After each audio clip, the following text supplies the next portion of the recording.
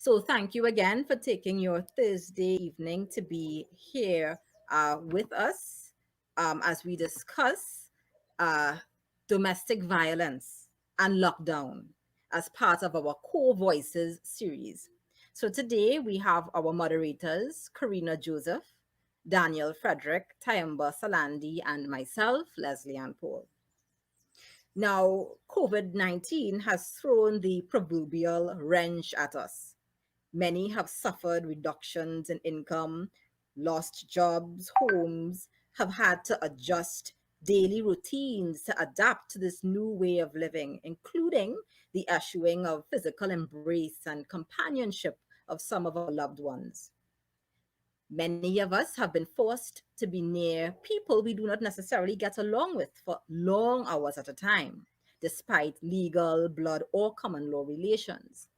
For some of us, the condition is less than ideal, but we cope because we perceive no physical threat. To others, that fear is anchored to the core because they know that their physical pain and mental welfare are at risk. Friends, I beg your indulgence to think of this a moment. A hot, small apartment or house with, let's say, three, four, five children. Dad works in a low paying job that he doesn't really care for. Mom, the same. Their combined incomes can barely make ends meet. Both parties are fed up with their situation, frustrated, and sparring words are ritually flung. When things are particularly tense, a few blows are struck between the pair. And now, lockdown. Daddy was let go first, and then mommy a few weeks after. The bills are piling up. The landlady decides that she doesn't care what the prime minister has had to say and that she wants her rent money now. The children are home and fighting. The oldest boys have to share mommy's cell phone to attend classes or to download assignments. Mommy looks over at dad one evening and sees that he is about to burst in frustration. She is in no mood for a fight, so she walks on eggshells. Despite her efforts, he blows his top off, first making the oldest son the target of his venom. He quickly turns his attention to mommy and then blows. Unlike previous times, he totally dominates the fight, not allowing mom to get any strikes in. Through the pain, she manages to look at him in the eye, pleading with him without words to stop before it's too late. This evening, we are here to examine domestic violence from the perspective of the victim, the legal system, and the challenges within the system, and hear from the voices of concerned citizens about the topic. We will also look at the stereotypes surrounding domestic violence and perhaps ask ourselves about the role of the state and other institutions in helping not only the victims, but the perpetrators as well. I trust that, as always, this evening's discussion will be as fruitful as per the norm. Before we begin, there is some housekeeping announcements that will be laid out by Miss Karina Joseph. So I invite you now, Karina, to come on and share these with us. Greetings, everyone. Thank you, Leslie, for that very heartening introduction to today's topic. I'd like to thank each and every one of you for joining us on another discussion with Thinking Africans Aloud. This platform was created to engage conversations around the national and international issues where the ordinary man's voice can be heard. We implore you, the audience, at this stipulated time to let your voice be heard. Speak up, share your experience. Our moderators for this evening are Daniel Frederick and Leslie Ann Paul. Our facilitators also include Tayamba Salandi and myself, Karina Joseph. If you wish to make a contribution or ask a question while the presenter is presenting, please do so in the chat room. The moderator would read it from there. You would be informed when the floor is open to make contributions by you, the audience. At this time, please type hand, that is HAND, in the chat room, and you would be called upon by the moderator to present. If at any time you accidentally log out of the discussion, one click on the link provided would you would re-enter back into the chat room. Remember, you can find Thinking Africans Aloud on Facebook, Instagram, YouTube, and Twitter. Our discussions are also shared live via these platforms. So take a moment after the discussion, follow us for further updates, like our pages, share with your friends, with your family. Um, I am sure you may know someone who would benefit from these discussions. I now return you to our moderators, Daniel Frederick and Leslie and Paul.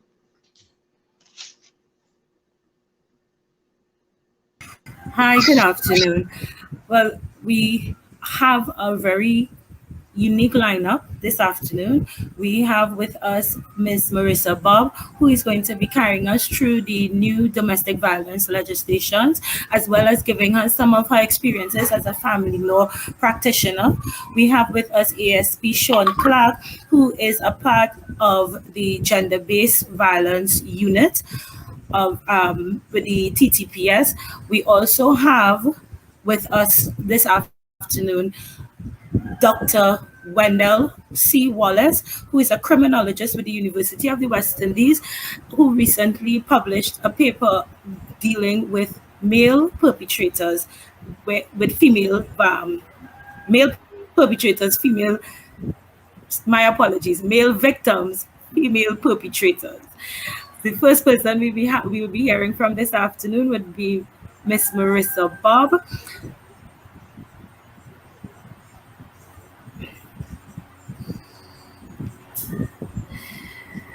In 2008, Miss Marissa Bob graduated with honors from the University of the West Indies with a Bachelor of Laws. With a Bachelor of Laws and obtained her LEC from the Hewarding Law School in 2010. She previously obtained a Bachelor of Science degree with first class honors in government with minors in international relations and human resource management from the University of the West Indies in 2005. She was admitted to practice in the courts of Trinidad and Tobago in 2010 and is a member of the Law Association in Trinidad and Tobago. Ms. Bob has practicing experience in the areas of corporate and commercial law, construction law, civil litigation, conveyancing, family law, and debt collection. Ms. Bob established her law offices in 2012 and specializes in the areas of family law, criminal law, contract and debt collection, personal injuries, probate and estate management, and conveyancing. She also provides advisory services to corporate and small business clients. Ms. Bob is currently the Vice President of the Assembly of Southern Lawyers.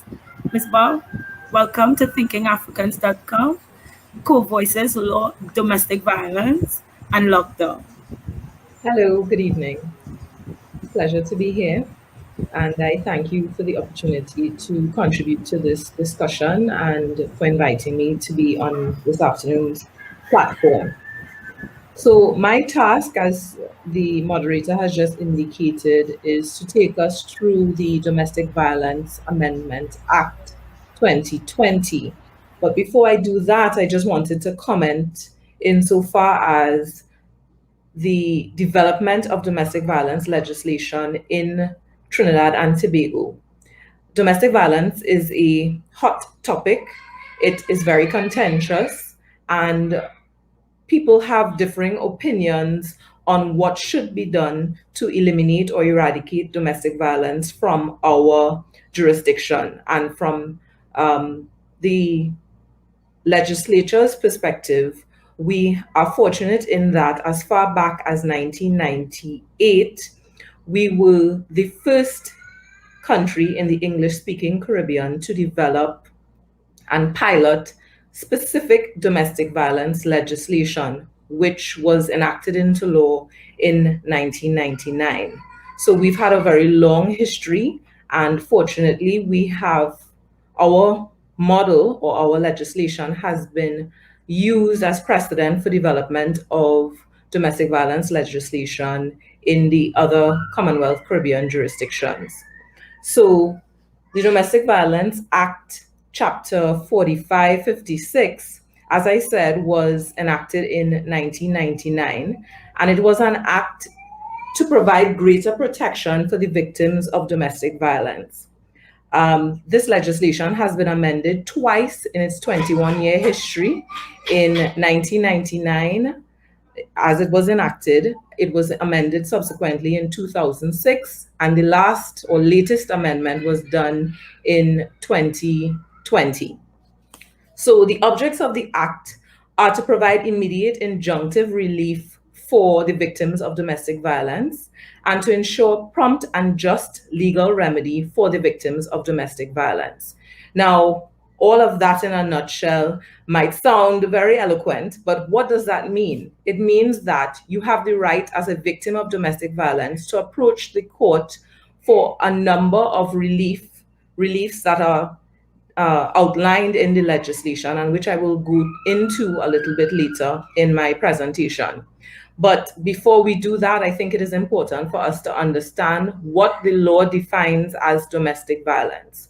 Now, the initial legislation gave a narrower definition of domestic violence than what currently obtains in the 2020 amendment. So under the old law, domestic violence included physical, sexual, emotional, or psychological and financial abuse committed by a person against a spouse, a child, a dependent, or any other person who is a member of the household of the respondent. So the person whom it is alleged has committed domestic violence, for the purpose of this discussion and for the purpose of the legislation, is referred to as the respondent. So under the old law, the catch meant for domestic violence applications or applicants was that you had to be a member of the household of the respondent. You had to be living under the same roof. You had to share the common space. And I think at this point, I should point out that there have been, under the old legislation, there had been instances where persons who were living in the same compound, but not necessarily in the same household, and who had been subject to acts of domestic violence or violence by a respondent, unfortunately found themselves before the court without remedy, because under the legislation, the catchment of belonging to the same household would have meant that they were not able to access those remedies that the law provides. The amended legislation, fortunately, has broadened the catchment and has made it possible to expand the persons who are entitled, the category of persons who are entitled to apply for a domestic violence protection order. So under the new legislation, the interpretation section says domestic violence, as before, includes physical, sexual, emotional, psychological, and financial abuse committed by a respondent against a person who is in a domestic relationship with the respondent. Domestic relationships differ from living in the same household or being a part of the same household because it has expanded the category. So domestic relationships now include spouses and former spouses of the respondent. So we may be legally married, or we may have been legally married and we have subsequently divorced or separated. The former spouse or current spouse can still apply for a protection order. It also includes the cohabitant or former cohabitant. So if you were living, you're not legally married, but you're in a common law relationship, as we refer to it, you are entitled to apply. Children of the respondent are also entitled to apply. A relative, by virtue of the relationship of marriage or of cohabitation, is also entitled to apply. The category also includes a person who has agreed to marry the respondent, which is new for our jurisdiction insofar as we may never have been married, we have not yet lived together as common law spouses, but we are engaged. So fiancés are also entitled to apply for a domestic violence protection order. The category also includes the police. The police can apply for a protection order on behalf of a victim of domestic violence, persons in visiting relationships or dating relationships. So we're not yet engaged, we're not yet living together. I can also apply if I have been the victim of abuse, even if it has been the abuse occurred on one occasion, the law now says that I am entitled to apply. Of course, as before, members of the same household who are not necessarily related by blood or by affinity, they can also apply. And a new category of persons has also been included insofar as any adult in a residential institution. So if we think of senior citizens' homes or even St. Anne's or other institutions that house adult persons who, for want of circumstances, they find themselves living in these institutions.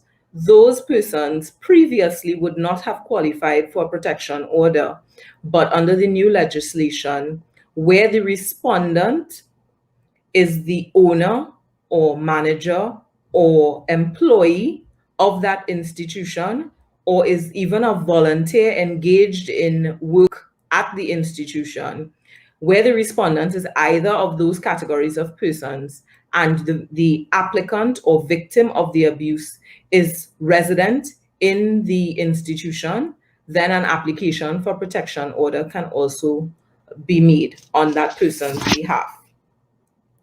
So that in a nutshell encompasses who can apply for the protection order. And obviously the expansion of the category of persons is only going to redound to the benefit of the persons who actually need to access this relief, this injunctive relief or remedy and assistance from the court. So adding more persons is a benefit.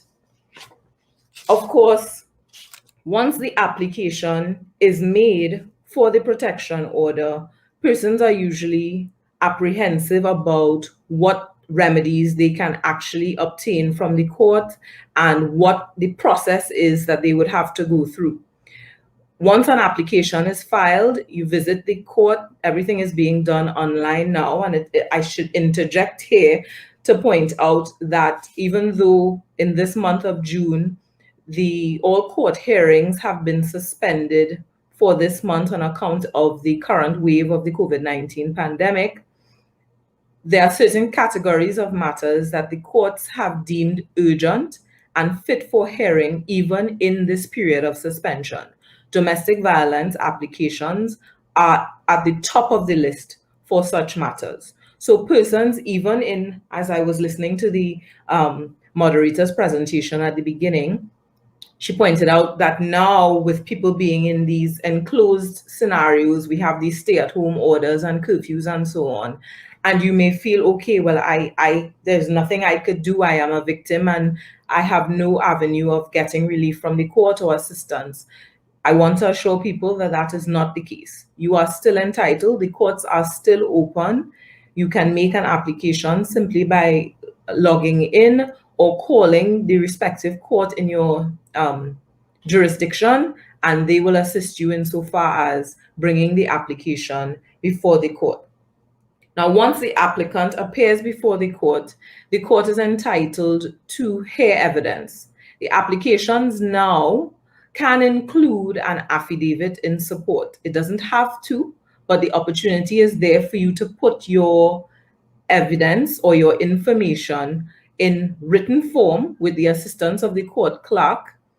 You can file an affidavit and it will accompany your application so that when the matter comes up before the magistrate at the first hearing, the court can have regard to the contents of your affidavit in determining whether or not to grant you either an interim protection order or a final protection order. The court has to be satisfied, however, on a balance of probabilities that a person the respondent has engaged or is likely to engage in conduct that amounts to domestic violence, and that the court is empowered in that scenario to issue a protection order to ensure the safety and welfare of the alleged victim. A court, as I pointed out earlier, now under the current legislation, is not entitled to refuse a protection order, interim or otherwise, when there's only one allegation of domestic violence. So there may have been one blow-up argument, and unfortunately, there was physical violence or sexual violence, or even one incident of emotional or psychological violence as alleged. The court can no longer refuse to give an order simply because it was a one-off incident and there is no pattern or history of similar violence by that person. The court has to assess each case on its merits to determine whether or not to grant such an order. So what can the court do insofar as the orders that can be given? The old legislation, and in my experience, my practical experience, I have found that people are most concerned with what this piece of paper that the court is going to give me, how is that going to help me avoid domestic violence or avoid the situation that is bubbling at home. It is not just about a piece of paper. I'm sure that my counterpart on the panel this afternoon will give the information with regards to what the police are empowered to do under the old and under the current legislation. And hopefully that can be an insightful discussion. But under the current legislation, the court can direct and when I say the current legislation, I'm referring to the amendment. The court can direct the respondent to return specific property belonging to the applicant. So if in the course of your relationship or your domestic relationship, the respondent has removed certain valuable property to you. I've had instances where bank cards, passports, all forms of identification have been removed by the respondent, and they threaten never to return it. They're going to destroy it, etc., etc. The court can empower and mandate the respondent to return those items to you. The court can order the respondent to pay you compensation or monetary loss for anything that you have lost as a result of the domestic violence, to pay monetary relief for your injuries. So let's say you've had a loss of earnings, you've had medical or dental expenses as a result of a physical beating that you endured. You are also entitled to recover reasonable legal costs and the cost of moving and accommodation, which is another factor that a lot of people consider. When you are in a relationship or domestic situation, a lot of people consider that they have to stay because what else am I to do? Especially in the current situation of the pandemic, where people are out of work and are struggling to make ends meet altogether. There may be a perception that I have to stay because I have nowhere else to go and nowhere else to provide. But under the legislation, as was available under past legislation, but it is just expanded now, the court can order a respondent to pay for accommodation and living expenses. So whether or not it is a mortgage or lease situation, the court can order the respondent to continue paying the mortgage for the property which you shared, or paying the rent for the property which you shared. And also now, the good thing about the amended legislation is that the court can also and require the respondent to pay for the utilities. One of the major benefits of a court order, domestic violence protection order, is that the court can also simultaneously, so I think I was at the point of getting to one of the most frequently requested aspects of a domestic violence protection order, which is an order for the respondent to vacate the premises.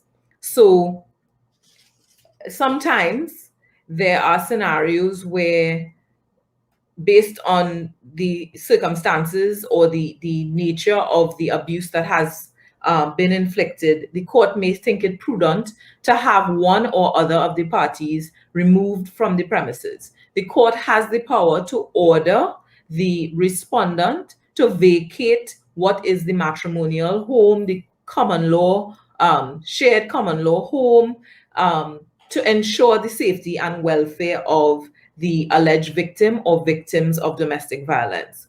And an order to vacate can be made even where the respondent is the sole owner or joint owner of the property or of the lease for the rented premises.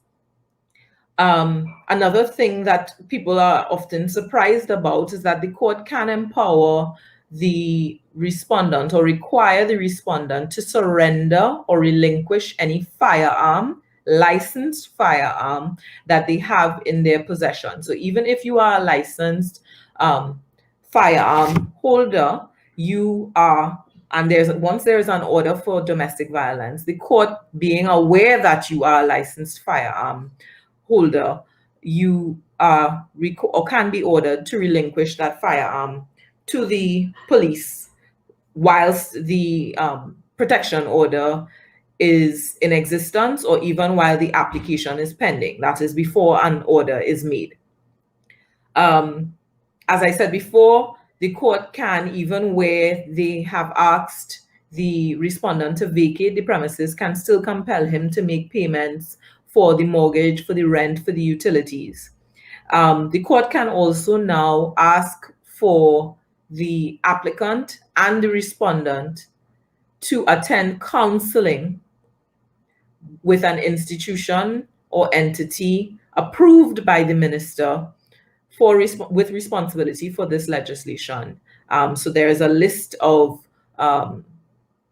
providers under the Social Services Department of the Ministry of Social Development and so on, that the court can refer parties to for counseling.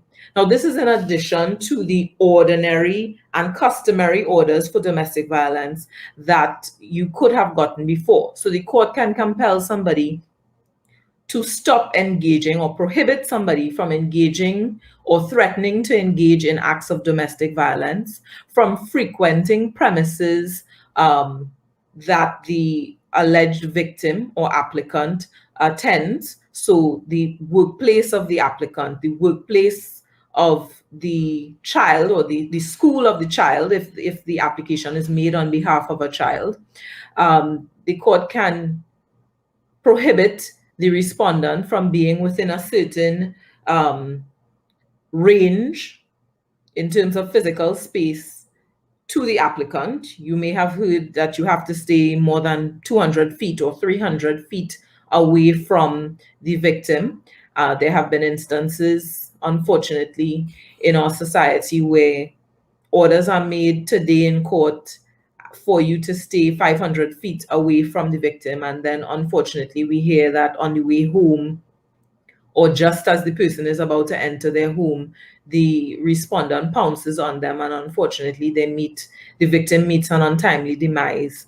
But notwithstanding those incidents, the reality is that the court can prohibit somebody from approaching you or being within a certain range, it can, as stipulated in the order, from your physical person.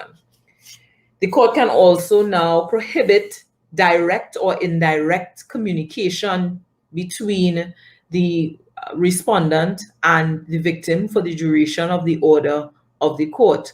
So communication insofar as telephone, physical, in-person communication, more importantly now, online communication, virtual. So threats via Facebook and Twitter and Instagram, all of those things can be covered by the current legislation as expanded from the previous legislation. The order also prevents the respondent taking possession or damaging or converting any property belonging to the applicant or alleged victim.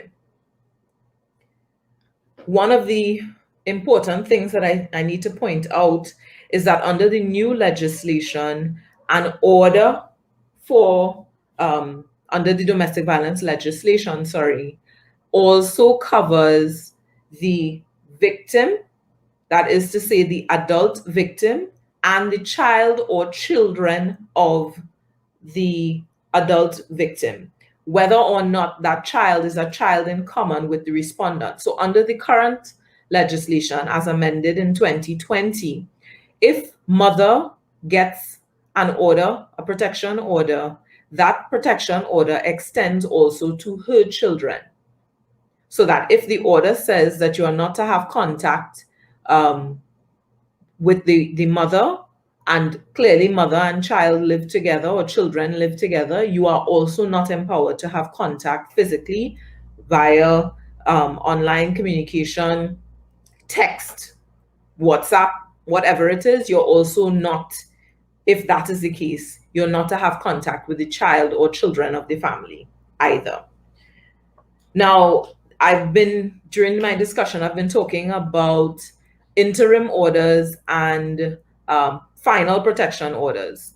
Interim orders can be made whilst the application is pending determination. So before there is a trial in the matter, once your application comes up in court, the magistrate is empowered to listen to the evidence or read the evidence if you filed with an affidavit in support, and depending on the circumstances, can make an interim order for the respondent to do or not do certain things whilst the matter is to be determined.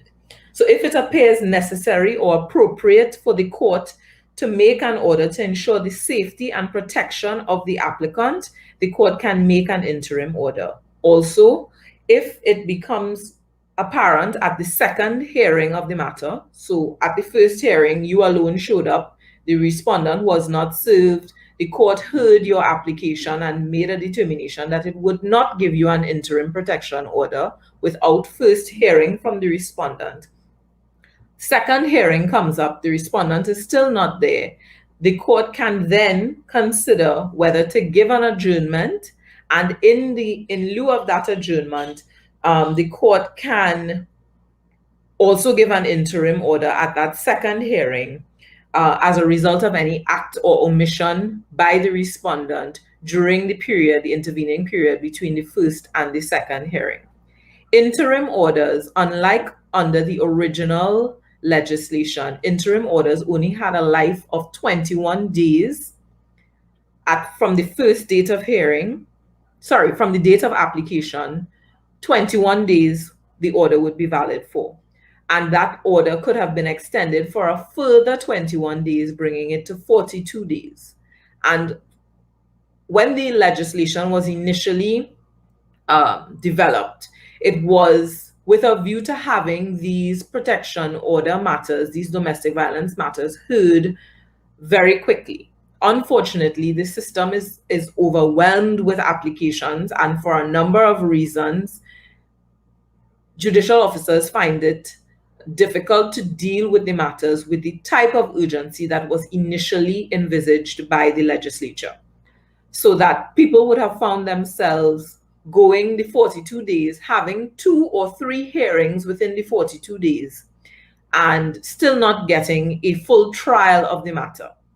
So that they would have, under the old legislation, not been able to get that interim order continued beyond the 42 days, and they find themselves without that interim protection whilst the matter is pending. Under the amended legislation, interim orders are valid until revoked. So until the court says the order is revoked or the matter is determined and the court makes a finding that no act of domestic violence took place, so that the person is found not guilty, for want of a better term, that order would lapse.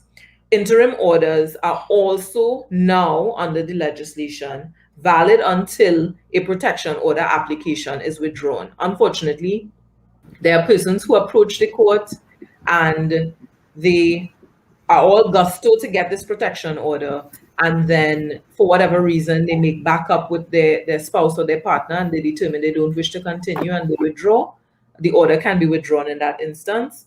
And the interim order, most importantly now, goes until a final protection order is made. And the final protection order can take up from where the interim order Hi, stops. Miss Bob. I just Yes, wanted to thank you very much. It's very instructive. We have one question from sure. our YouTube listening audience. The question is, what provisions are there for those who can't make online court hearings? The hearings for domestic violence, um, although from my reading of the legislation, hearings can be in person and or virtual.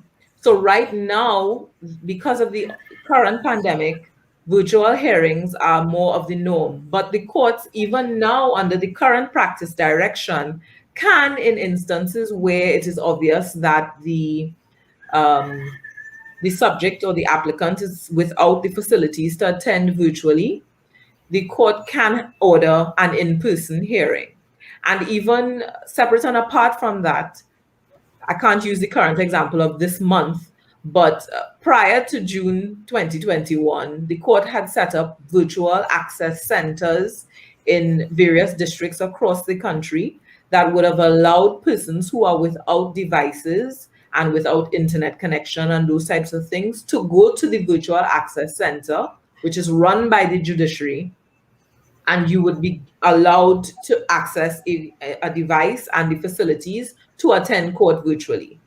Okay. We have another question, Leslie.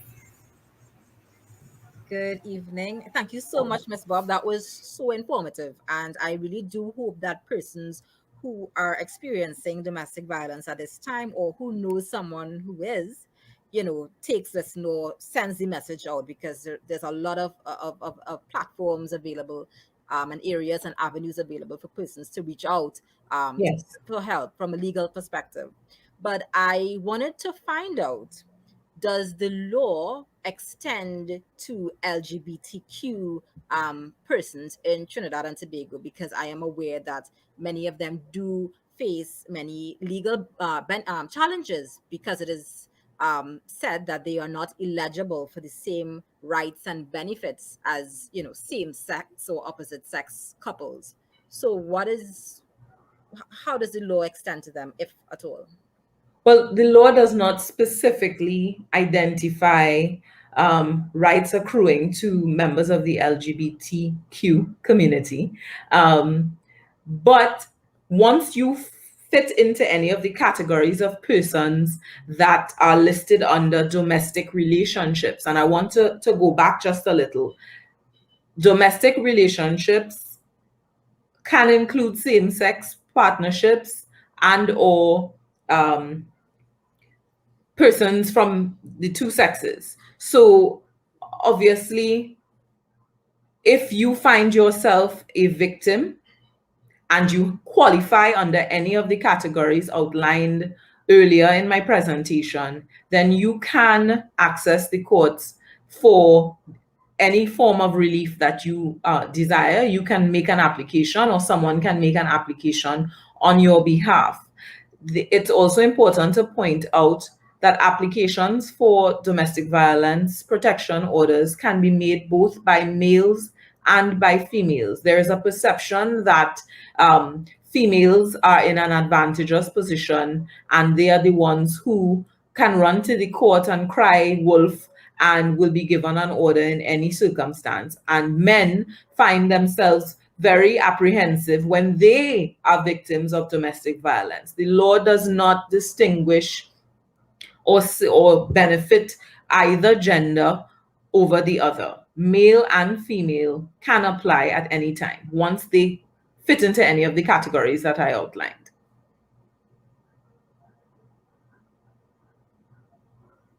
Sorry, you're muted. My apologies. Thank you very much, Ms. Bob. We want to save some of the presentation for a little later so that it interlocks with the other presenters. At this time, we're going to hear audio from a contributor about what she thought about domestic violence and her idea of what domestic violence and how it has changed uh, based on her experiences. I was once in a relationship with a man who hit his former partner in a fight that she started. In a fight that he escaped from with minor physical injuries and good advice from the police. But both of them escaped with emotional scars. Well, more emotional scars. It changed the way I saw men in situations of domestic violence. They had both come to a space which required intimacy for healing, and devoid of that, continued to wound each other. I used to think that the so-called violators in these situations needed to fix themselves.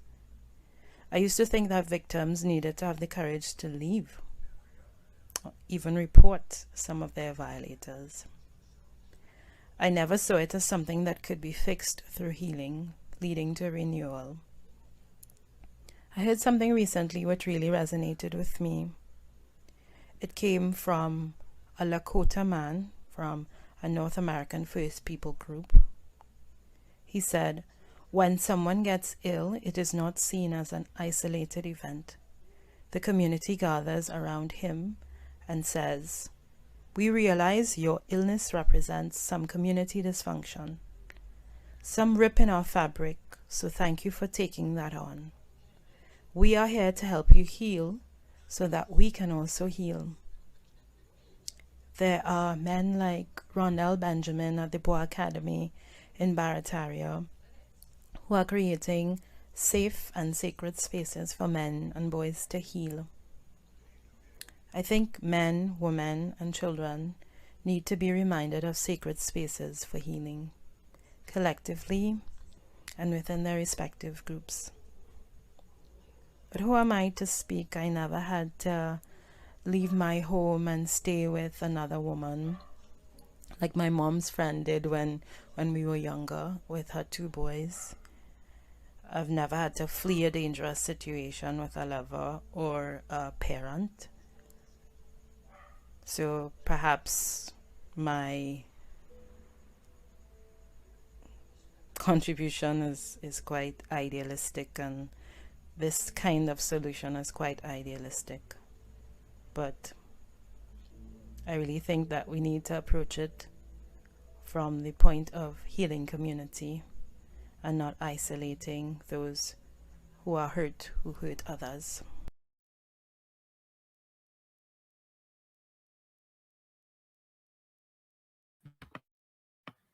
All right.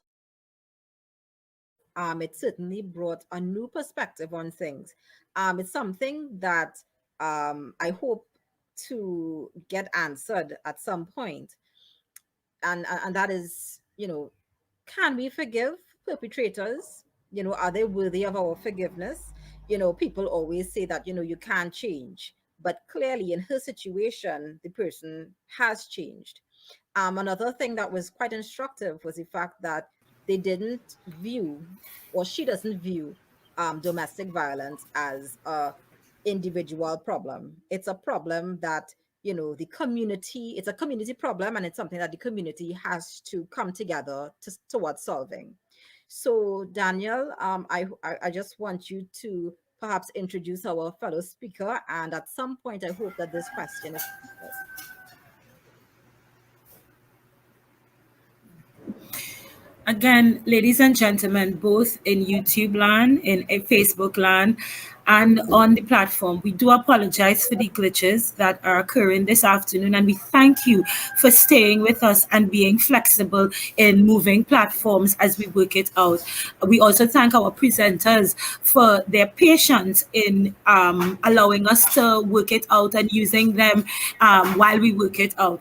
We have with us Acting Superintendent Sean Clark. He is with the Gender Based Violence Unit. Miss ASP Clark has 29 years of policing, possesses a double major from the University of the West Indies in Management Studies and Sports Management, and an LLB from the University of London. ASP Clark. Thank you and good afternoon for inviting me. Good evening, rather, for inviting me to your discussion. From our end at the Gender Based Violence Unit, I just want to point out briefly how our unit is structured. My position is really Assistant Superintendent of Police. The unit is headed by Ms. Claire Guy Allen, who is the superintendent. The unit is just over 1 year old.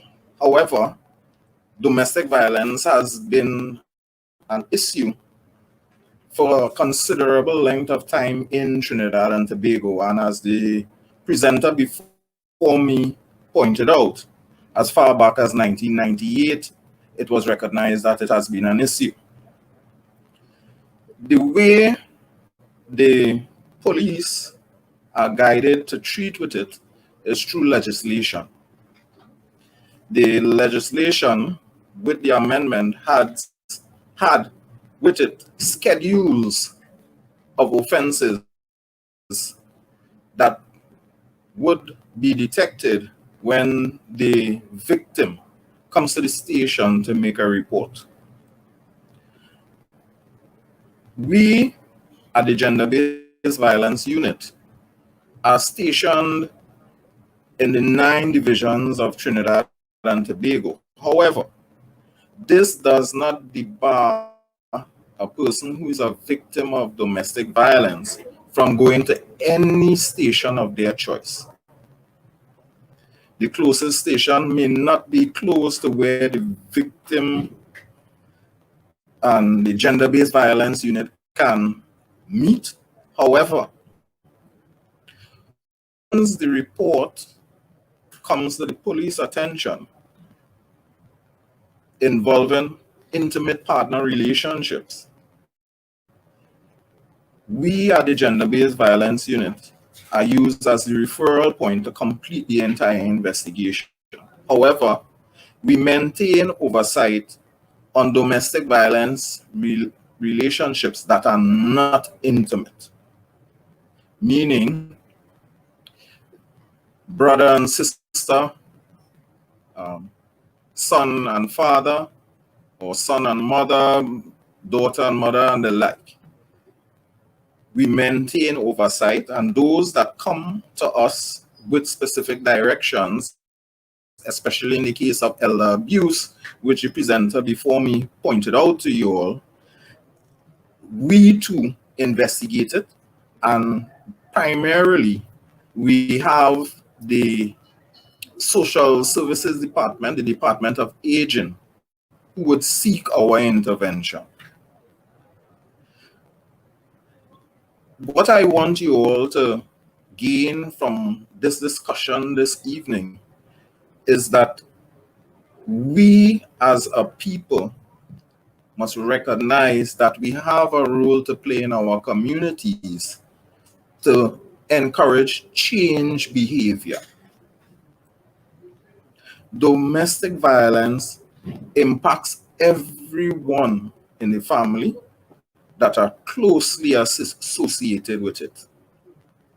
Children seeing violence perpetrated on either side of the parent may interpret that as normal behavior, and it is not normal.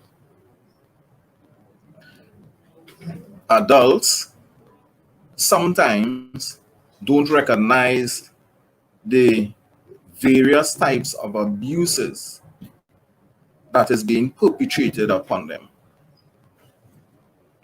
And this is where we are willing to partner with any NGO or concerned community outreach to bring the understanding that we all have a role to play in it. The police, in this sense, is the end point. However, we have with us the victim and witness support unit that we utilize as part of the intervention for survivors. I want to again ask the entire community to utilize the services offered through the Trinidad and Tobago Police Service via the SOS app, 482 Gary, 999-555, and 800 tips. I listened carefully to the person that was allowed to send in their audio, and that individual, I'm not laying a label against them. What I am going to point out is that they didn't recognize that they had a role to play in stopping the violence, and they could have acted on behalf of the victim.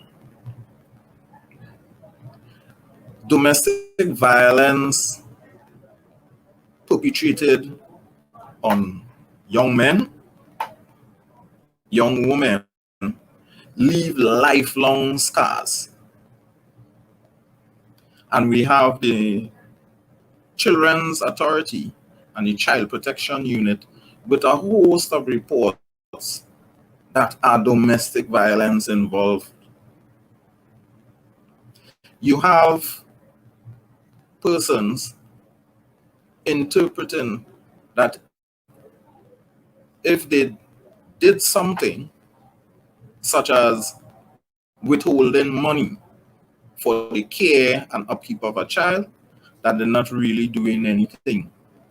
But in truth and in fact, it is an act of domestic violence from a financial standpoint that is being perpetrated. We would like to briefly share with you some stats that we had over the period of January to May 2020 and comparatively for 2021. There were over 1,400 cases reported for 2021, as against 1,007 for 2020. So what this showed us at the Gender-Based Violence Unit is a continued increase in reports of violence, and this coupled with the pandemic, where persons are in more close spaces, shows us that behaviors have to be more preventative. Persons have to recognize when they cannot cope and seek the help that they need. So the Coalition Against Domestic Violence, Carryman, and even ourselves here, Thinking Africans Aloud, are in pivotal positions to lend guidance to persons that are affected. Whilst we would have had the increase by approximately 18% in the reports, again, we too saw that there was an increase in the amount of arrests and charges. It is sad to say, sometimes too late when it comes into the police remit. Where we come in is at the end result. We deal with breaches of protection orders. Sometimes persons come in as victims and we have to treat it immediately and get that victim before the court so that they too can access the service. And the court virtually hears and has the ability to even determine the matter and provide an interim protection order. However, some persons we recognize, even though that the order is provided, we still have to seek out safe spaces for them. And this is another aspect of care that we provide at the Gender-Based Violence Unit. We partner with key stakeholders to ensure, but it is time bound in that we don't keep the stakeholder would not keep the victim for the remainder of their life. You are given guidance as how to regain support and stand on your feet. Now, the backdrop to that is that what we recognize too is that there's something that Attorney at Law Bob spoke about, where the victim goes and returns to a living arrangement with the perpetrator. That is what we in policing recognize as the honeymoon period. So sometimes the perpetrator, recognizing the end result is that he or she could be incarcerated, they will seek an opportunity to hold a conversation with the victim to get the matter stalled before the court. And what we are saying is that we're not here to separate families. However, we can support your choice to a particular limit. But once offenses are detected, we are duty bound by law to bring it to the attention of the designated authority to decide on these matters. The other point we want to share with you all is that once a protection order is granted, it could be done without the perpetrator being present as well. The key thing that must be done is that the police in the station district ought to be informed and provided with the documents so that it can be served on the perpetrator, the alleged perpetrator. Because what ties our hands sometimes is that the document, when granted, doesn't find its way to our end for one reason or the other. It is not to cast blame or fault. It has been granted.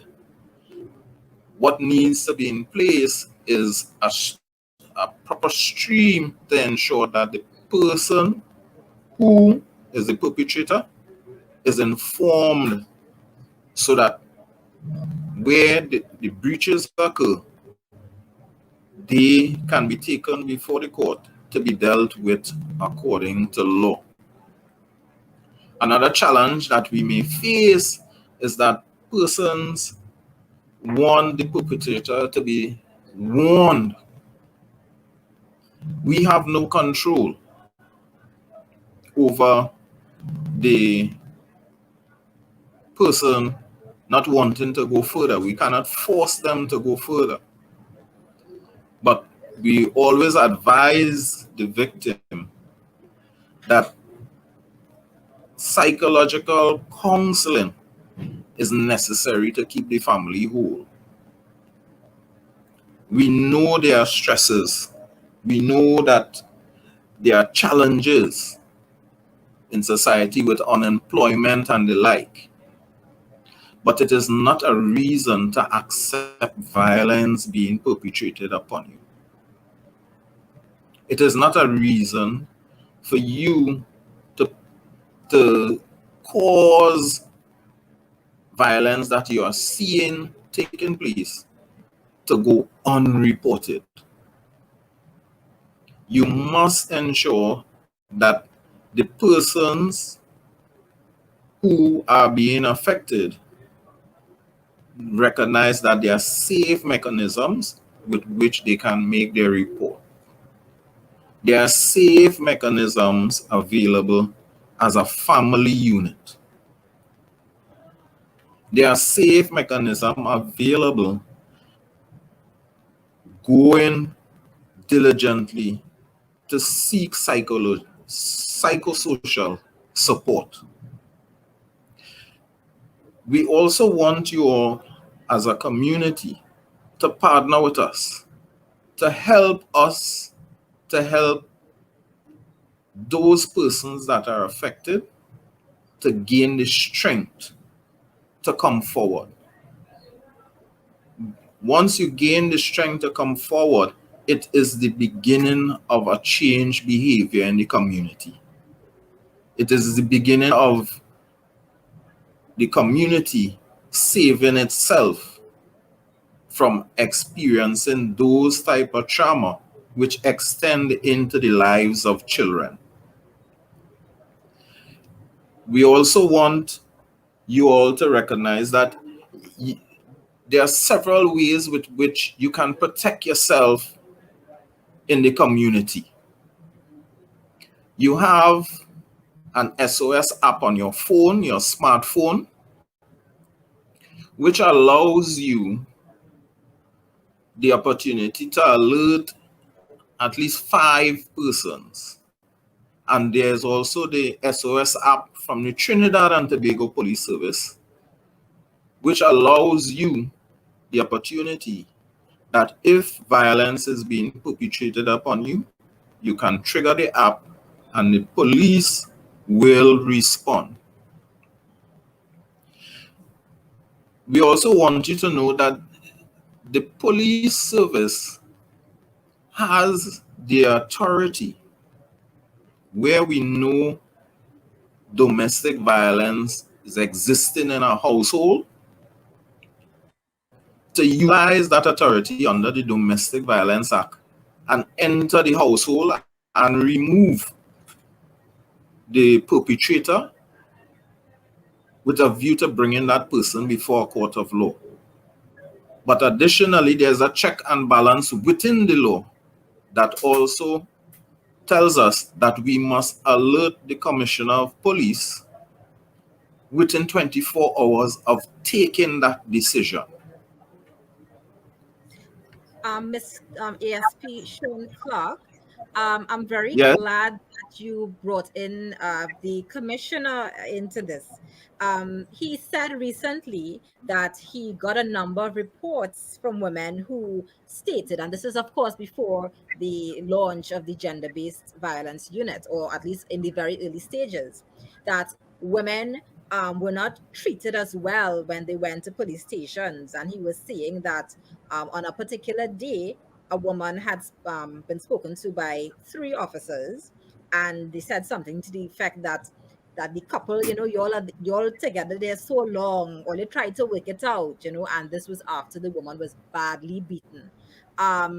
I know that there are some ways that persons can do so without going in person to the police station, but have you, or has the situation changed somewhat where, police officers are a little more sensitive when dealing with persons who come before them with cases of domestic violence?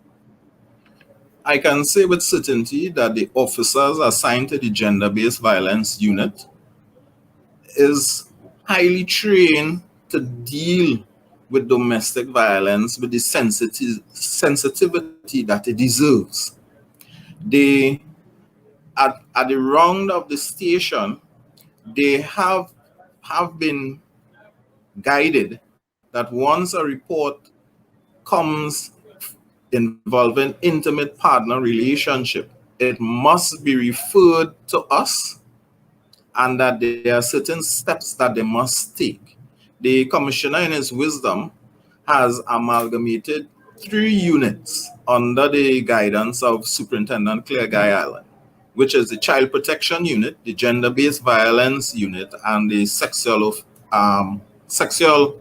Crimes Unit. Our officers receive training and continuous retraining to ensure that when persons come into our care, that we do all that is necessary to ensure the health and safety of the victim. So, yes, there are challenges within the police service, but the gender-based violence unit is within 9 divisions within Trinidad and Tobago. We are in All right. every policing division, Mhm. and there's stations and numbers specifically assigned for the gender-based violence officer to be contacted, so that they, even if it is needed, we come to your residence. We All come right. to I'm where going to you have, are. yeah, I would have to ask you to just end just for now. Hopefully, we'll be able to come Okay. back to you. But let me just read a question slash comment that we have here on chat. Camille TC says, I think it would be interesting to get accurate data or conduct scientific research if there is no data on the challenges LGBTQ couples and DV or domestic violence victims face legally as a result of their sexual orientation. Not because the law appears to be equitable in writing or even practice does not mean challenges and discrimination are not absent for this group in reality. I believe there's another question which I would ask Ms. Danielle Frederick to read. I don't know if it could be answered now or if you will have to hold off later, but she will also present the next speaker. Danielle. Thanks, Leslie. Ray Samuel asked the question, does the question is, does the LGBTQ need special consideration outside of the existing legal framework? If yes, why? I think we can let Ms. Bob answer that question, and anyone who is in the audience who has legal training would be able to answer that question or can chime in and give the response to that question. Our next presenter this afternoon is Dr. Wendell C. Wallace. Dr. Wendell C. Wallace is a criminologist who lectures in criminology and criminal justice at the University of the West Indies, St. Augustine. He's also a qualified attorney at law in Trinidad and Tobago, as well as in England and Wales. Dr. Wallace is a practicing mediator with the Mediation Board of Trinidad and Tobago. His research focuses on policing violence, in particular domestic and school violence, criminal justice reforms, and gangs. He's the author and editor of 4 books and over 20 journal articles, and has received 2 international awards for his research. Dr. Wallace has a passion for charitable work and reading and gardening. And on that note, I know that Dr. Wallace and I would have a lot to talk about in the last for the last one. So the floor is yours, sir. Good evening, Daniel. Good evening to the listening, the viewing audience. It's a pleasure to be here. Thank you for having me this evening. First, I want to start off by saying that domestic violence is a gender issue and it's not a people issue. And I've heard ASP Clark mention that as much. So it's my normal way of opening my presentations. So thank you again. Thank you, Daniel, for that warm introduction. In the message in the chat, I know Camille Cummings, one of my colleagues, spoke about data. And, that's very much instructive in that most of my research tends to be data-driven.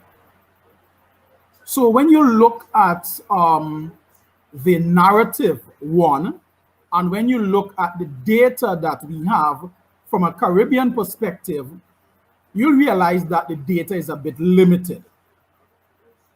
In that, the Domestic Violence Act speaks to particular things, and I'm very much happy that it has changed, that there's an amendment. And intimate partner violence is also something that's a bit different. So when people are conducting research in Trinidad and Tobago, it's a bit difficult to get information on intimate partner violence because it tends to be subsumed under domestic violence. This afternoon, I'll be sharing some information on 3 areas. One, an overview of my research on domestic violence, particularly with men as victims of domestic violence, sharing some comparisons between the experiences of male victims as well as when compared to female victims of DV. And I'll share some personal experiences as it relates to male victims of domestic violence. I just want to give you a brief background into my interest in men as victims of domestic violence. I wasn't really interested in conducting research on men as victims of domestic violence until I supervised a student who had done some really good work on domestic violence that involved men. And sometime after, a student asked me to assist her, and I assisted the student, and my interest really piqued, knowing the culture in the Caribbean and knowing that it's unmanly for men to be victims of domestic violence. And that's based on the culture that we have in the Caribbean, as well as the construction of masculinity.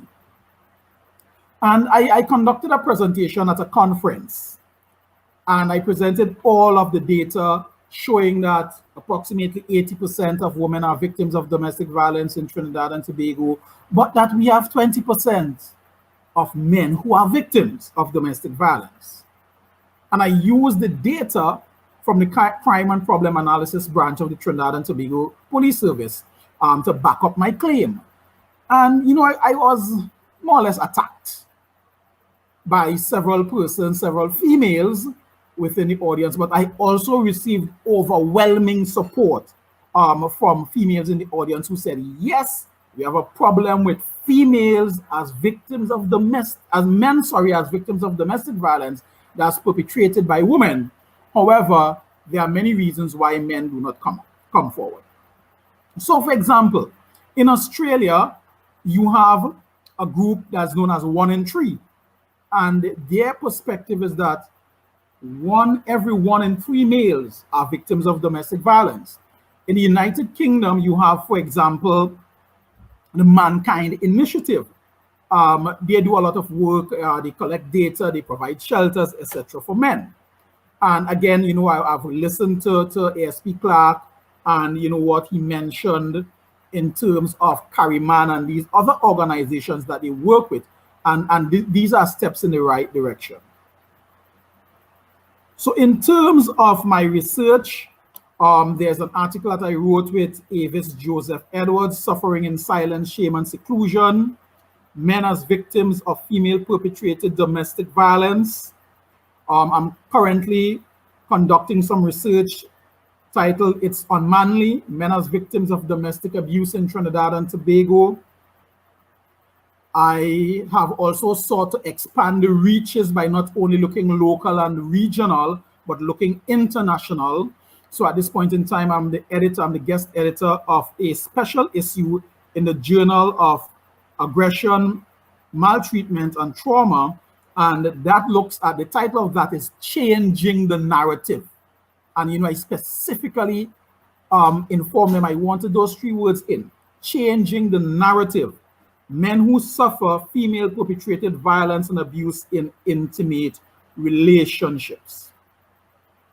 I also have another article that is under review with some of my colleagues, interestingly, mainly females, looking at intimate partner homicides in the Caribbean. So these are some of the articles and the research that I am conducting. Now, part of the challenge, a major challenge with conducting research on men as victims of domestic violence is that men find it very difficult to come forward. So you'll have to do qualitative studies with about 10 or 12 men, and we get their experiences.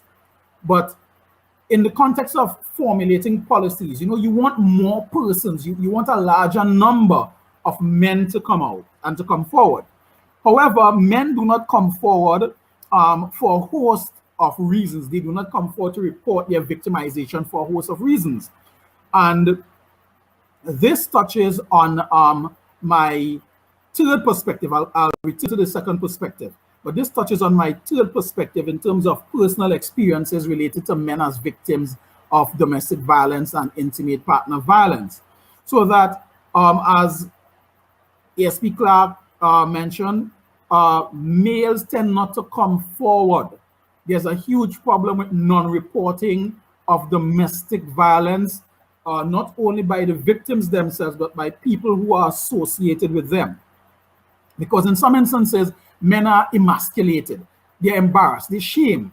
They think that if they go to the police stations, they'll be treated as less than being masculine. So you have this male emasculation and non-reporting. And I want to point you to a particular website. It's called Politics Watch. Politics Watch. It's a Jamaican produced documentary, and they touch on a wide range of things. But just today, in preparation for this, I was looking at Politics Watch and saw an article on a male who killed his pregnant fiancée and killed the unborn child. And I'm saying this to inform the audience about the third aspect, building on the third aspect, that comparison, right, between male and females. Without a doubt, the woman's forte in terms of domestic violence, because as attorney at law, Marissa Bob, as my colleague mentioned earlier, my good friend mentioned earlier, domestic violence has a broad spectrum. It can be emotional, it can be physical, it can be financial, psychological, etc. Men tend to perpetrate more physical violence. That is not to say that women cannot be perpetrators of physical violence, but women tend to be more perpetrate more emotional violence. And in the context of the Jamaican story that I'm telling you about, the female told the male that she's carrying that, you're pretending to be man, but this child I'm carrying is not yours, right? And that led, I'm not trivializing it, I'm not victim blaming, I'm not doing any of the sort, but that led to the man apparently losing it and victimizing the female with the ultimate victimization that she died, right? And this leads me to my second area, that area of personal experiences as it relates to male versus female perpetrated domestic violence. I have interviewed females who are victims of domestic violence. I've interviewed males who are victims of domestic violence. In fact, sometime in July, I should be going to Tobago to conduct some research on women of substance, a female headed group in Tobago that does work, really good work on domestic violence.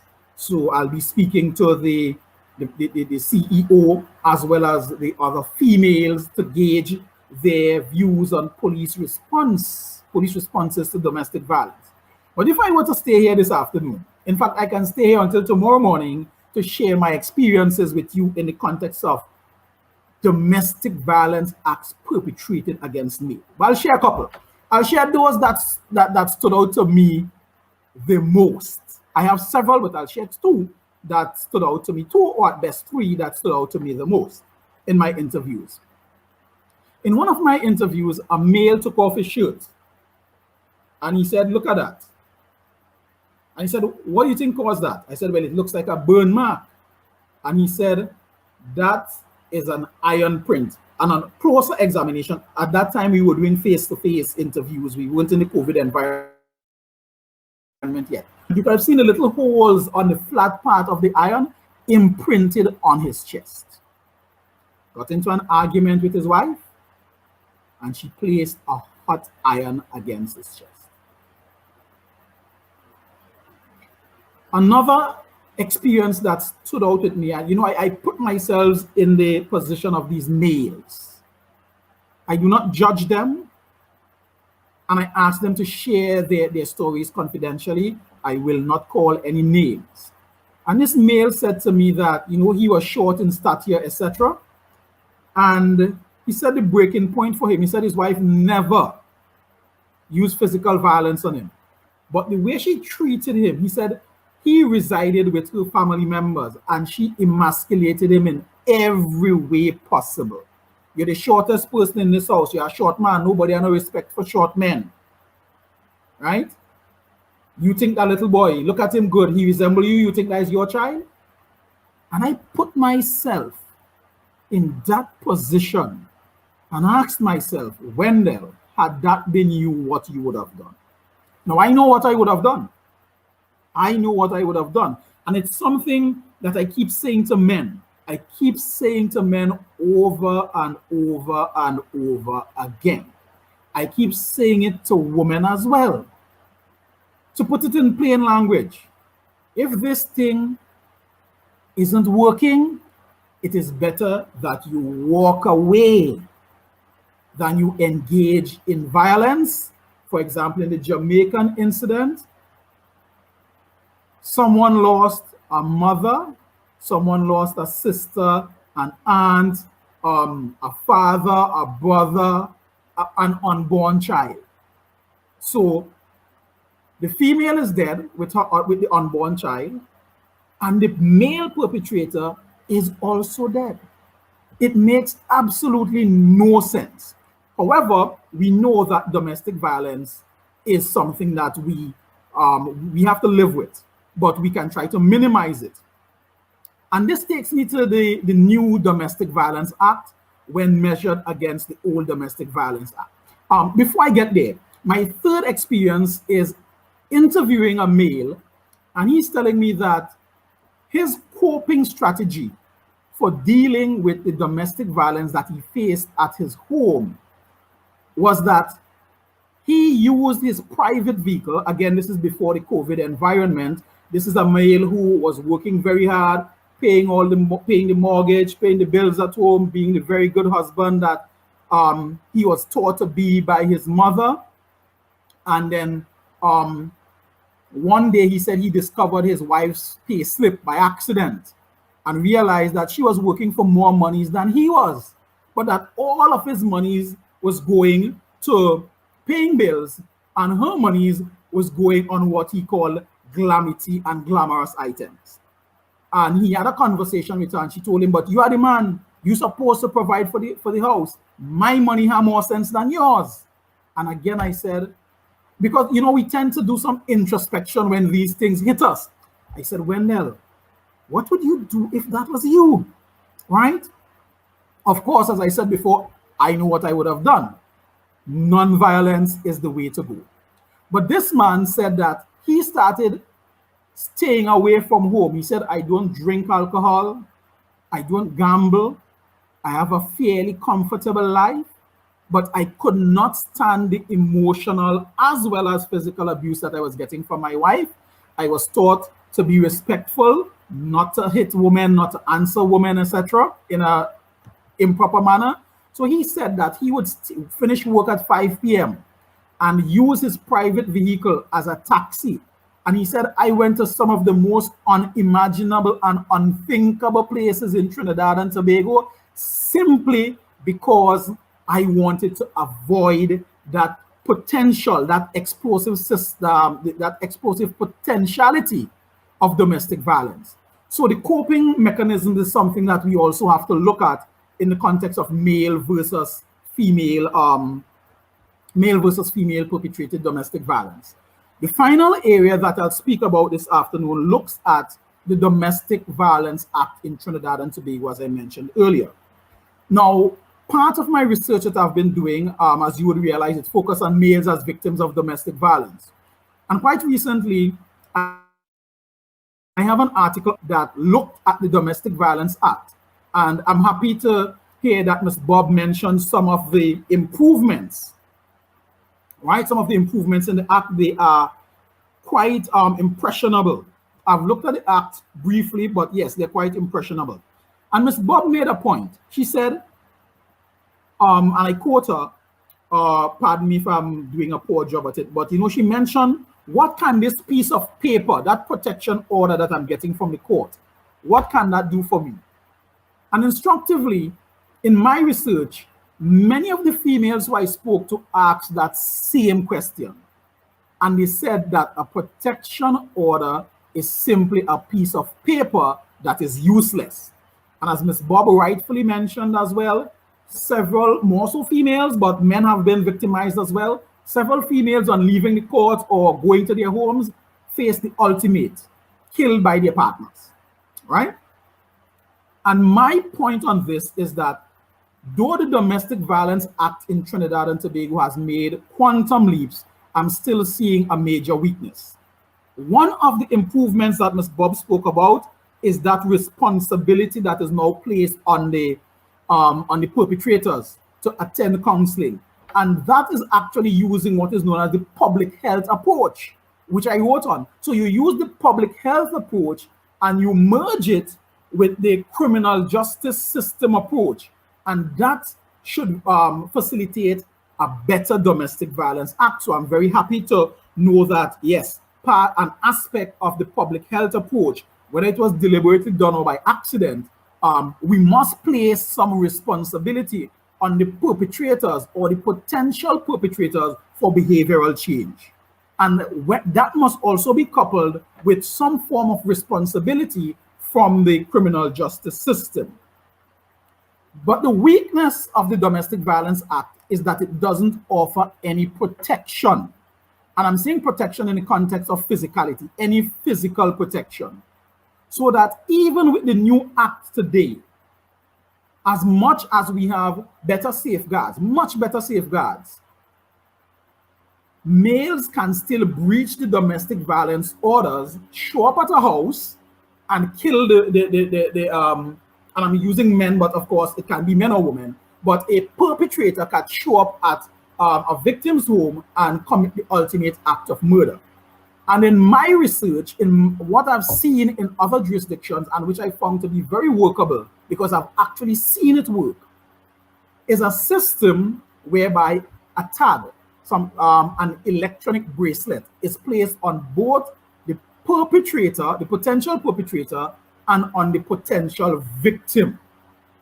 And if that perpetrator gets within 800 meters of the potential victims, it emits a series of loud noises and flashing lights.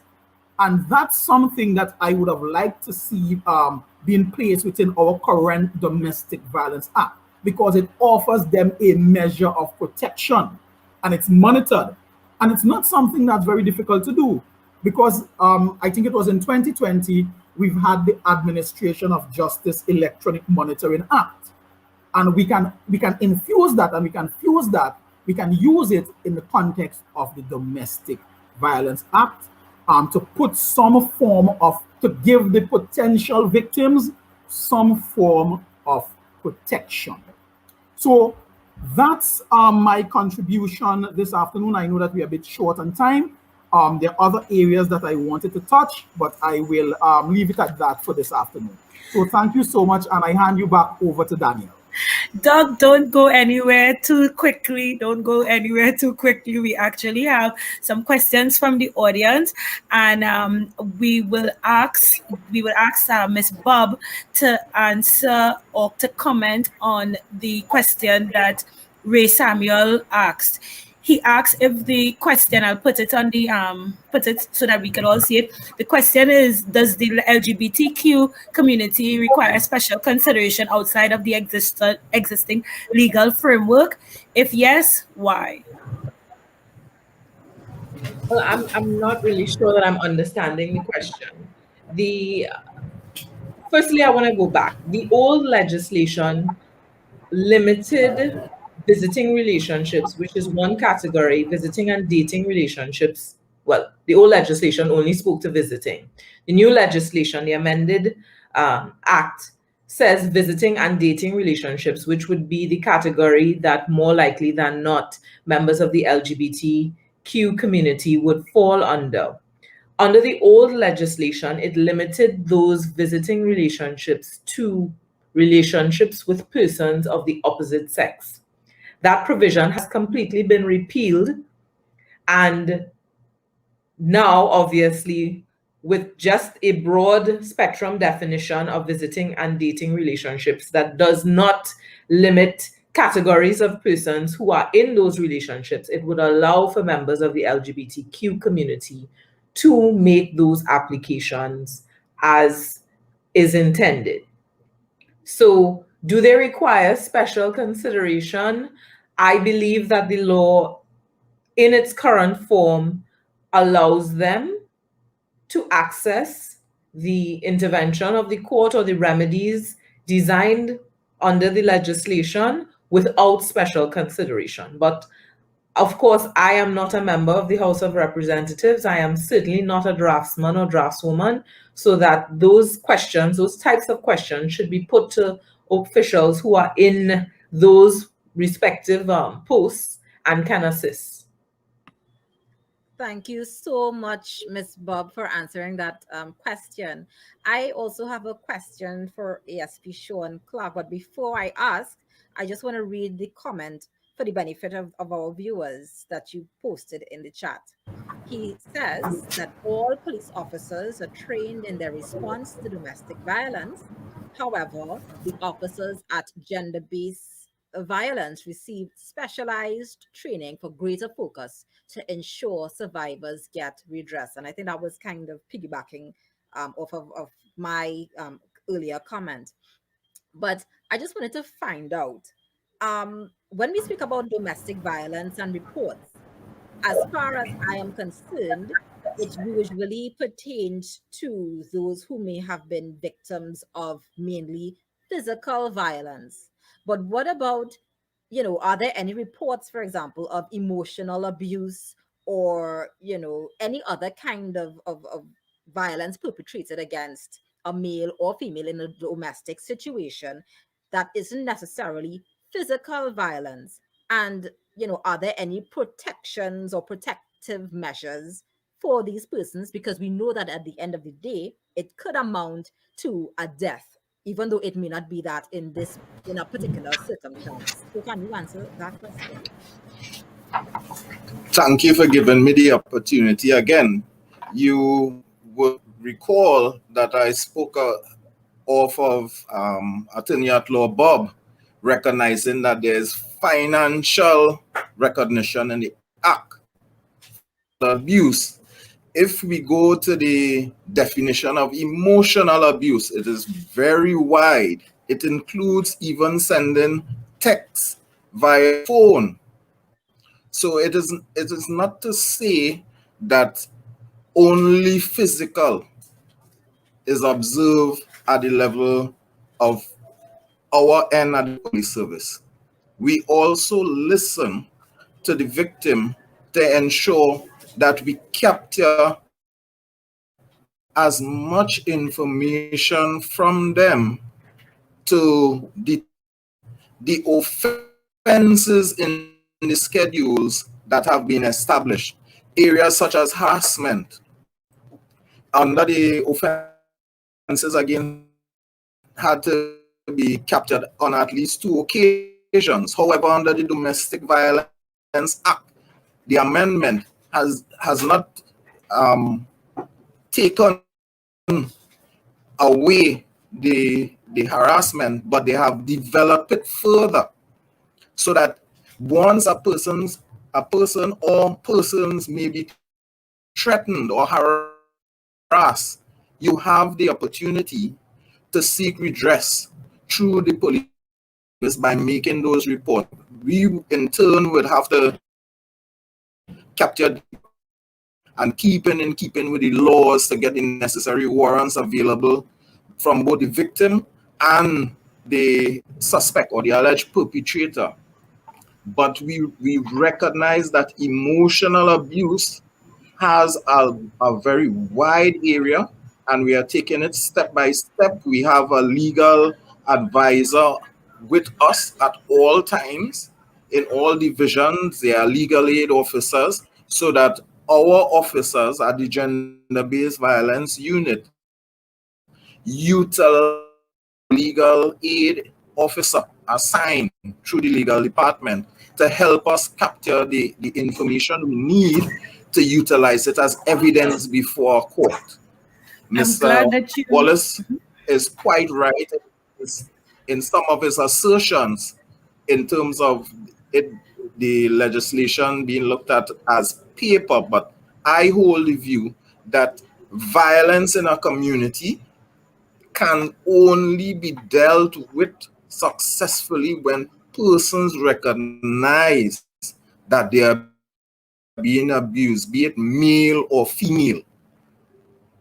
And when we take diligent steps to stop it, we should see it both as preventative before it ends up in the police realm, and as survivor oriented when it reaches our end. I'm glad that you mentioned the gender-based. You made the distinction between gender-based police officers and normal police officers, because in our comments we have Raymond Roberts making the comment: the officers within the unit are trained. However, the person who is coming to the station may not encounter an officer who is so trained. Are all officers trained in dealing with victims of domestic violence? Is there some measure of training while it is they're going through Yes, basic training? yes, they are. The officers are trained in recognizing domestic violence. They also go through a period of training, a module of training called behavioral science, understanding behaviors in the community and with persons. We all, again, our end, the police generally is the end result when a help initially or wasn't given help initially. It may happen as a one-off, it may happen over a series of encounters.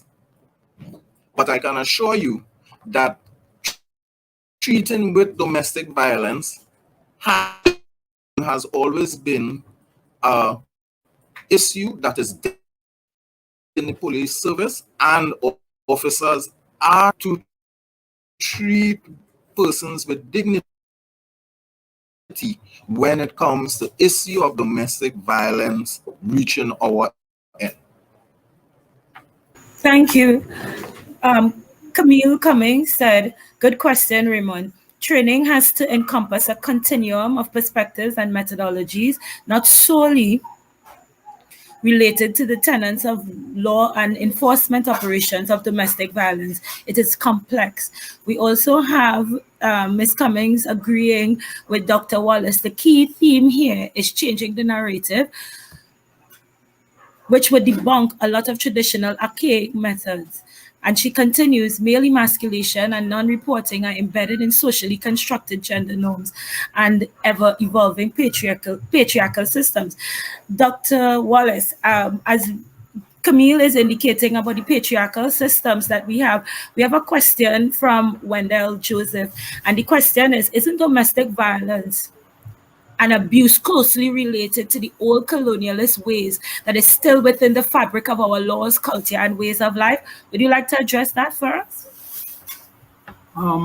Well, to answer Mr. Joseph, whilst we have moved away from the colonial hold, per se, legal colonial hold that was placed on us, we have not moved away from many of the practices. While, for example, in England, they have the Civil Union Act, for example. We don't have that here, right? But I would not say that domestic violence in itself is related to the colonial ways. Maybe some of our older laws that looked at domestic violence were tied to the old colonialist views. But I think that we have gone past that and we're in a post-colonial era.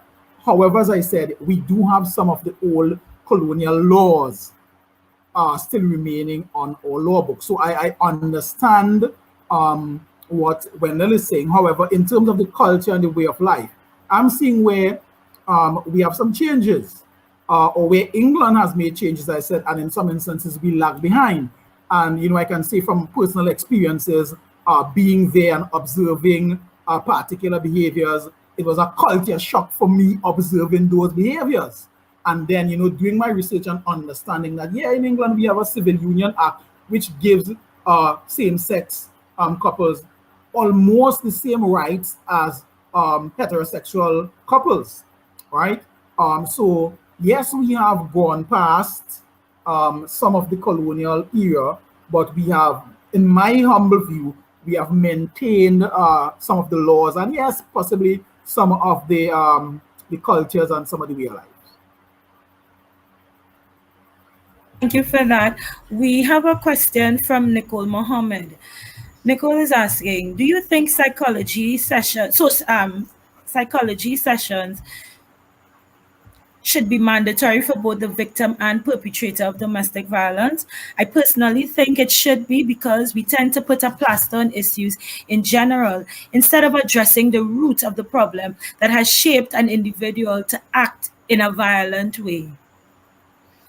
Anyone of our panelists could answer that?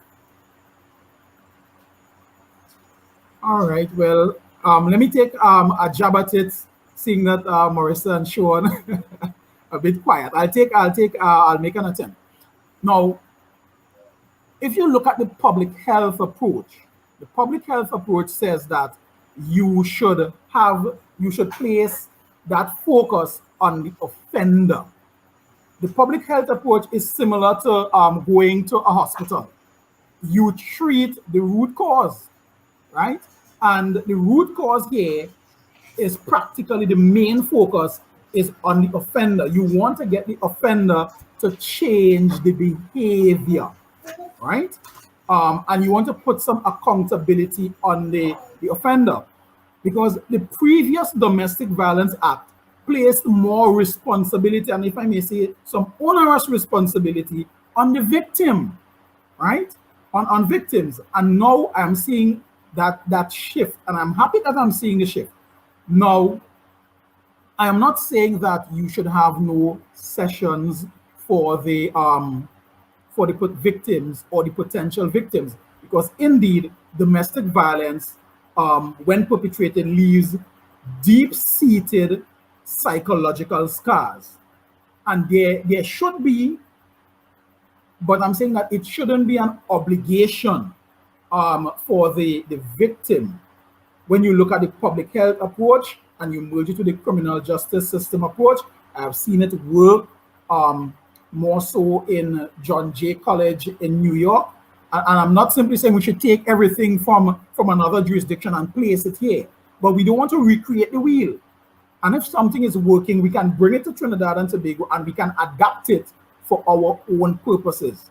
And my firm view, in closing, my firm belief is that we need to place that major focus on the offender, and having the offender have some form of treatment, public health treatment, where there can be behavior modification and behavioral changes. However, yes, we can ensure that the potential victim, because in some instances they may be potential victims. For example, the children. And yes, we can ensure that they get some psychological training, but main focus, perpetrators.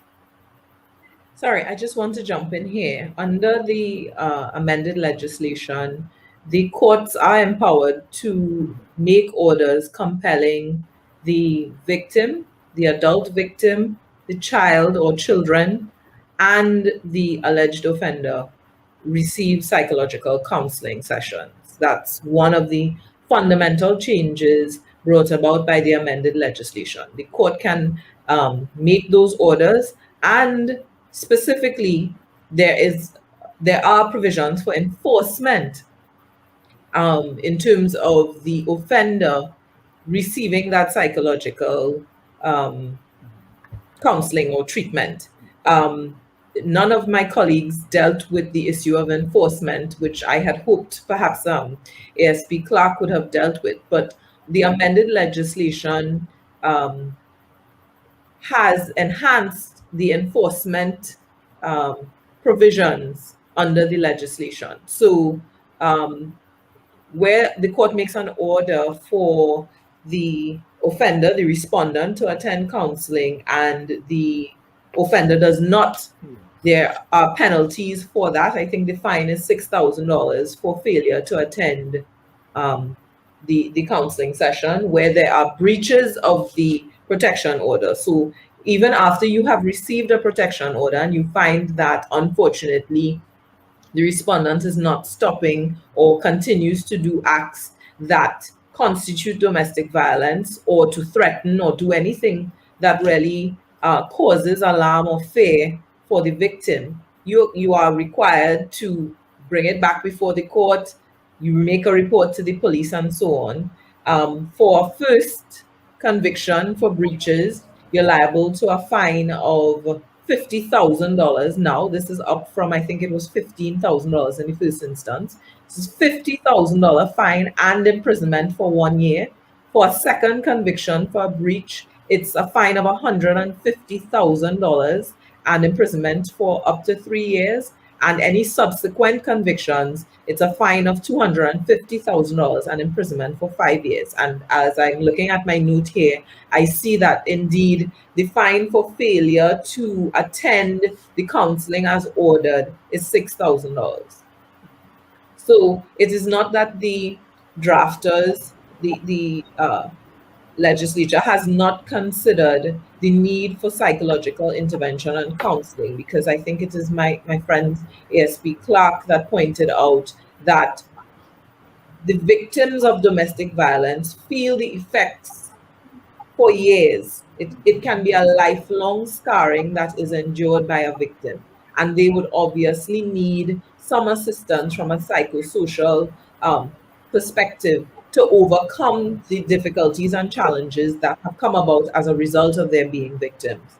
I was going to make a point about the public health approach to my friend, but I think I just covered it in that answer. So. Thank you very much, Ms. Bob, Dr. Wallace. We have a comment from the chat. It's from Time Basilandi. I want to disagree with my colleague, Dr. Wallace. I think our colonial history and present is a big contributing factor to domestic violence, as this would have shaped concepts of femininity, masculinity, and relationships, such as the man is automatically the head of the household, as well as the tendency of ownership and control within relationships. Fair enough. This afternoon, we had a very rousing discussion about domestic violence and domestic violence in the time of COVID.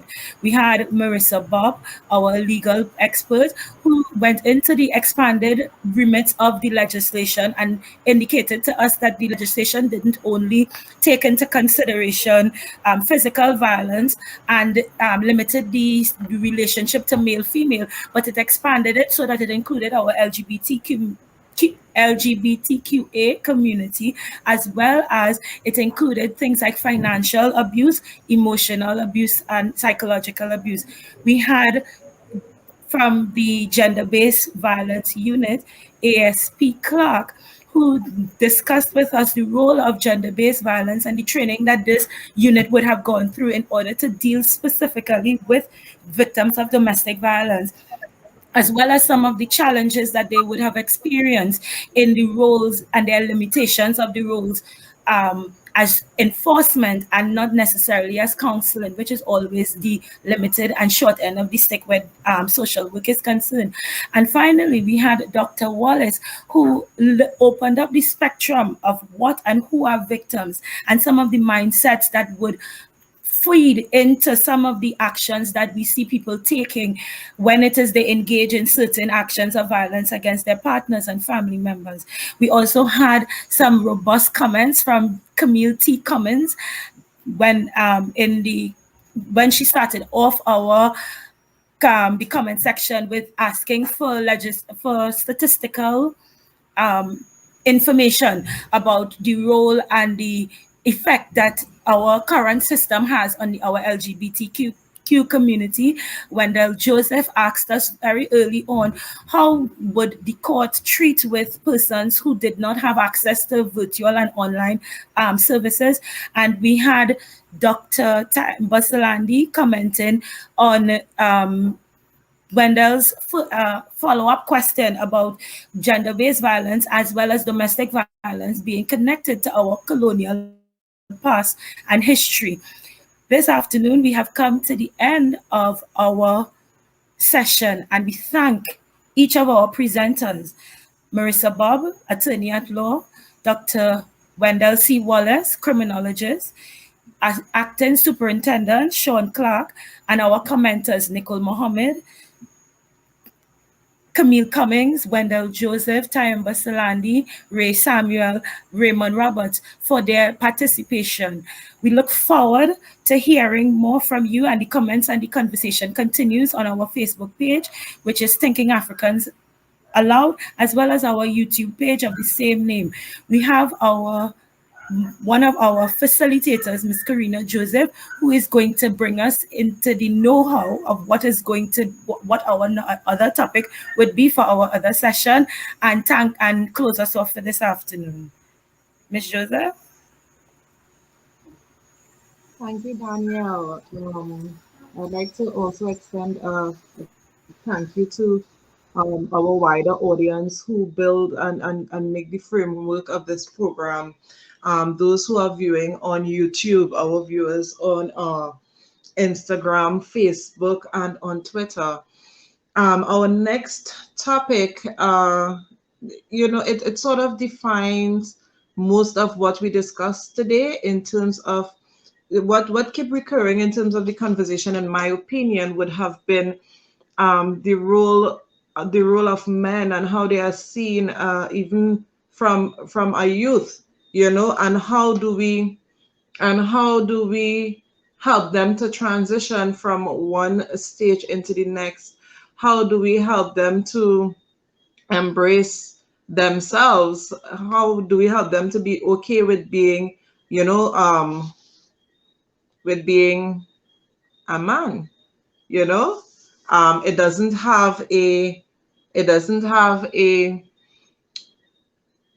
like a set guideline in terms of who you need to be and what is your role as a person in that regard. So going into our next topic, we have seen, given the pandemic and us being in lockdown, we have seen many groups coming out and standing up for what they firmly believe in. And one of those groups would have been those activism groups where we talk about being woke in the 21st century.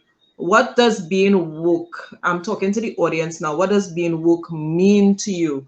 What does being woke mean to you? And I could see that in that discussion, many of the issues we talk about today would be recurring. So I implore you to come back, look out for more in our social media page. Follow the discussion. As usual, your thoughts, your comments are always appreciated, right? You, the audience, are the motivation for this discussion. And remember our next topic, being woke in the 21st century. As we make the framework for that topic, we would be guided by your response. Thank you very much for joining us this evening. I return you to Danielle. Thank you. And as we leave this afternoon, we just have two additional comments. The legislation one is from Fiola Rudder. The legislation don't go far enough. Also, enforcement is not carried out as often as it should. Most of the time, the woman is made to feel as a victim twice. The laws are weak and it's just paper. And Wendell Joseph said, I think we can do a further discussion based on domestic violence and abuse from an Afrocentric view. Thank you very much for your time, and we look forward to your comments and further interaction with Thinking Africans Aloud. Have a good afternoon and be safe.